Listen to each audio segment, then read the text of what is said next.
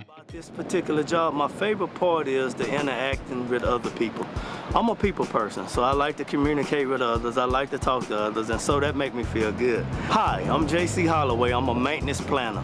For the tank planning, I'm writing permits, I'm interacting with different departments like engineering or FER. I also do material lists and order material for contractors, whatever we need to do to get the tank back into service. Even from a tank standpoint, a lot of people look at it and say it's just a big vessel. But if this tank integrity in certain areas on the shell course get weak, you know, it can spring a leak or any of that nature. So we really care. We take pride in what we do, and we want to execute it perfectly. Come to work, make sure we can execute our jobs to the T. It help out in the community as well. Give it all you have and be determined to reach your goal. You can reach it. Nobody can stop you from reaching your goal but you.